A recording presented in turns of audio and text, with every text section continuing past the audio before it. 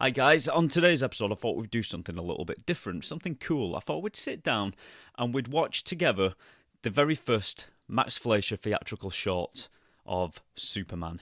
This was made in 1941, it was simply titled Superman, but over the years it has also become known as The Mad Scientist.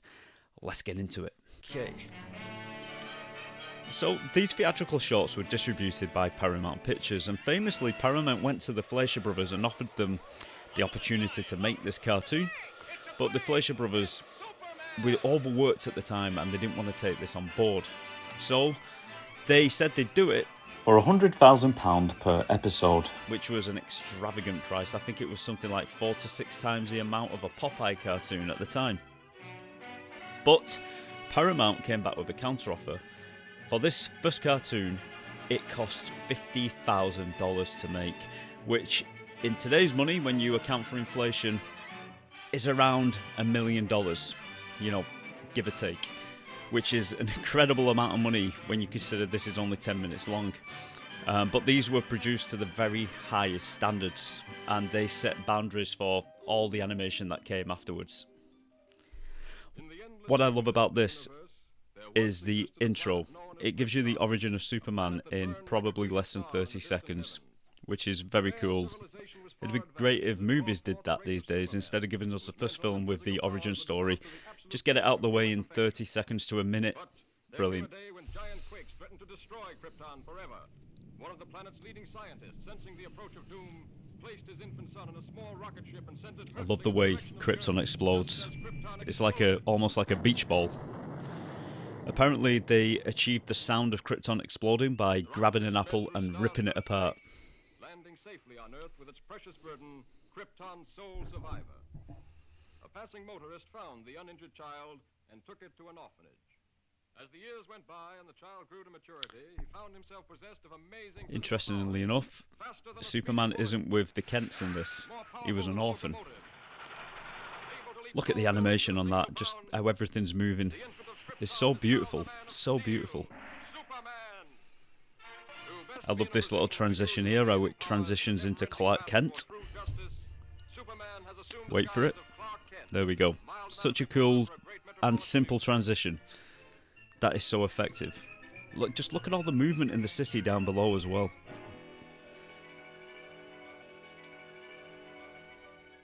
Kent, I want to see you.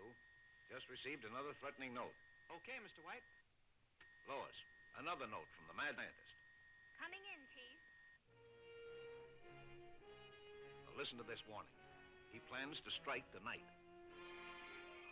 Beware, you fools. My electrothanasia ray strikes tonight at 12. Total destruction will come to those who laughed at me and failed to heed my warning.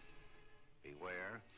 It's so hard to provide a commentary when you're just getting caught up in the story. I've seen this so many times. I had it first on one of those cheap VHS tapes back in the 90s, and this was always the first one on like a compilation of other cartoons, so this is the one I've seen most of all, but each and every time I watch it, I'm still entranced by it. Famously, Max Fleischer invented the rotoscope, and that's why the movements of all these characters are so fluid, and it's so good.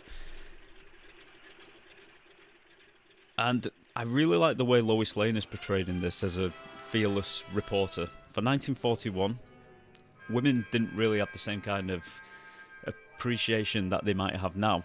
So for Lois Lane to be written this way, and to be like a go-getter and always like facing danger, even if she does need to be saved by Superman now and again, I appreciate that, and it's a really nice touch. And he is a mad scientist with his, what would you call, like his henchman bird? It's like Jafar and Iago from Disney's Aladdin. I just love the backgrounds. They're so rich in colour and detail. And all the 1940s apparatus from the sci-fi, what would you call them, like pulpy magazines. Just the amount of detail that they actually get in is amazing.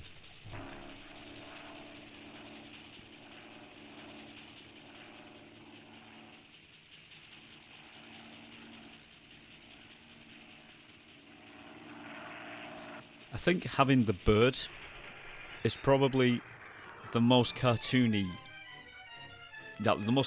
thing about this theatrical short. It almost kind of doesn't fit. And I don't think there's any more characters that are like that in the animated shorts that come after this.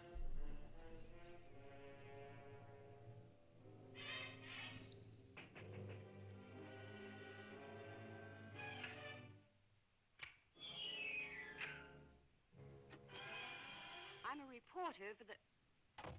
Oh. This is another thing they did. They showed you what was going on by animating the shadows a lot as well, especially when Superman changes, or when, I should say, when Clark Kent changes into Superman. They tell the story through the shadows, the silhouettes on the walls, which is very cool, and it gives it that film noir kind of feel as well. the world has ever known.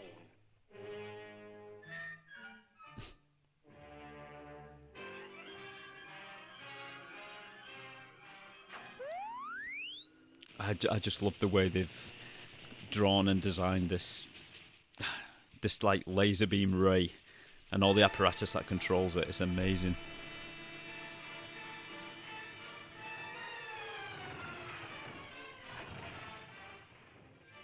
How is that for a story, Miss Lane? Just look at the lighting as well on this episode. The lighting on Lois Lane's face then is just beautiful to look at. Here we go. Now just notice when he changes into Superman, his voice when it's Clark Kent is lower, and then when he turns into Superman, I should say it's higher, and when he turns into Superman, it goes higher. Now this is the bit I was talking about with the silhouette. You see him changing into Superman, and all you see is the silhouette, which they do so many times over the next 17 shorts. There's a classic suit.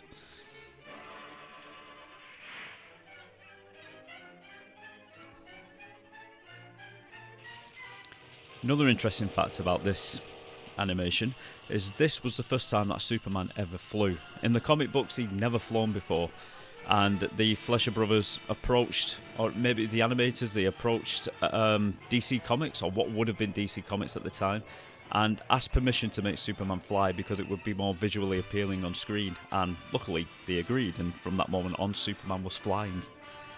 I just love this, how the mad scientist has hit the building with his ray, and it's kind of turned the building into rubber, and it's just kind of bending.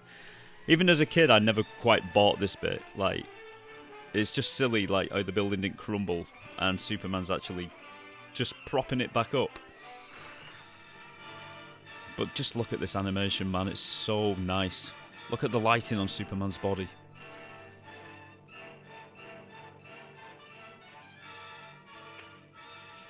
And the part where, he keeps punching the laser beam and it's making that noise. I'm not sure whether you'd actually be able to punch a laser beam, but for the purposes of this cartoon, it's great. It's great.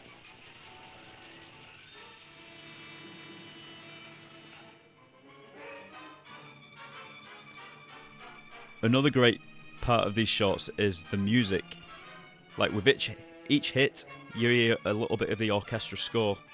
And it's everything about these cartoons combined is just brilliant. Does that noise? I don't believe it. He isn't human. I'd say that he possibly isn't human if he's flying.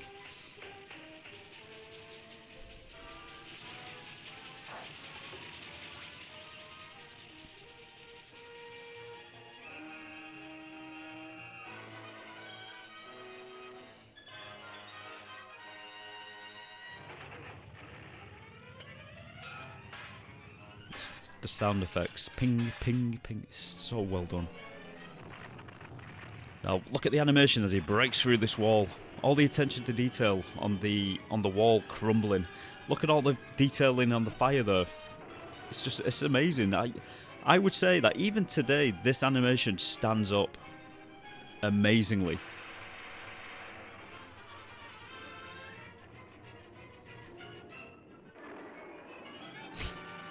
There's a cartoony bird again.